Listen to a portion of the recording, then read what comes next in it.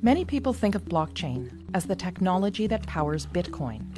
While this was its original purpose, blockchain is capable of so much more.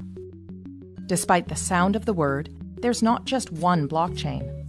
Blockchain is shorthand for a whole suite of distributed ledger technologies that can be programmed to record and track anything of value, from financial transactions to medical records or even land titles.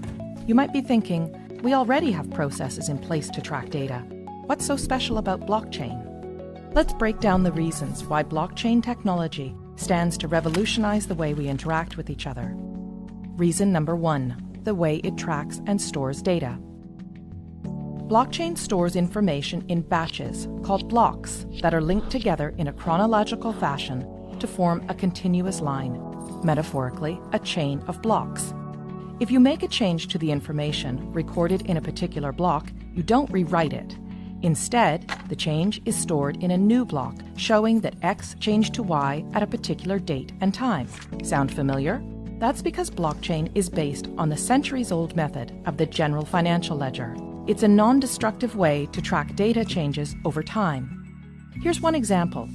Let's say there was a dispute between Anne and her brother Steve over who owns a piece of land that's been in the family for years. Because blockchain technology uses the ledger method, there is an entry in the ledger showing that Adam first owned the property in 1900. When Adam sold the property to Dave in 1930, a new entry was made in the ledger, and so on. Every change of ownership of this property is represented by a new entry in the ledger, right up until Anne bought it from their father in 2007. Anne is the current owner, and we can see that history in the ledger. Now, here's where things get really interesting.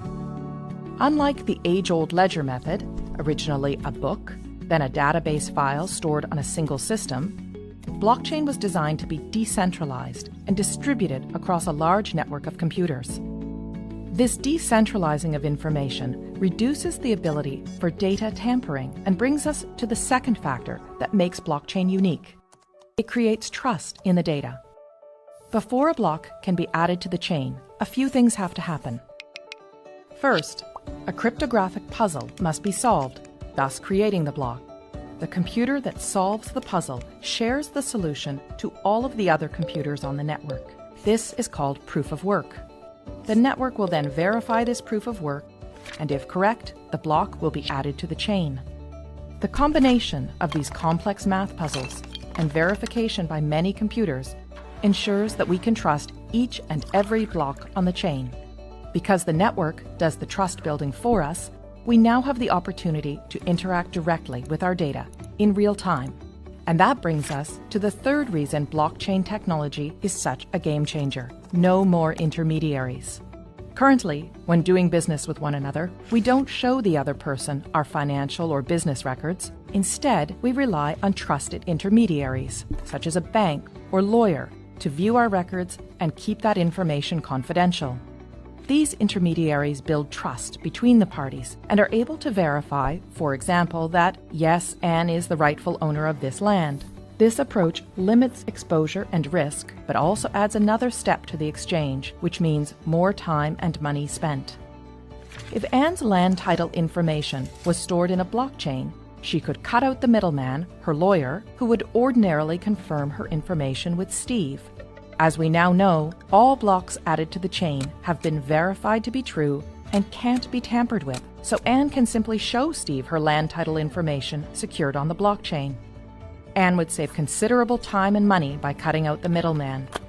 This type of trusted peer-to-peer interaction with our data can revolutionize the way we access, verify, and transact with one another. And because blockchain is a type of technology and not a single network, it can be implemented in many different ways. Some blockchains can be completely public and open to everyone to view and access. Others can be closed to a select group of authorized users, such as your company, a group of banks, or government agencies. And there are hybrid public-private blockchains too. In some, those with private access can see all the data, while the public can see only selections. In others, Everyone can see all the data, but only some people have access to add new data. A government, for example, could use a hybrid system to record the boundaries of Anne's property and the fact that she owns it while keeping her personal information private. Or it could allow everyone to view property records but reserve to itself the exclusive right to update them. It is the combination of all these factors, decentralizing of the data, building trust in the data, and allowing us to interact directly with one another and the data, that gives blockchain technology the potential to underpin many of the ways we interact with one another. But, much like the rise of the internet, this technology will bring with it all kinds of complex policy questions around governance, international law, security, and economics. Here at the Centre for International Governance Innovation, we seek to bring trusted research that will equip policymakers with the information they need to advance blockchain innovations, enabling economies to flourish in this new digital economy. Learn more about our work on blockchain technology by visiting our website and social media channels.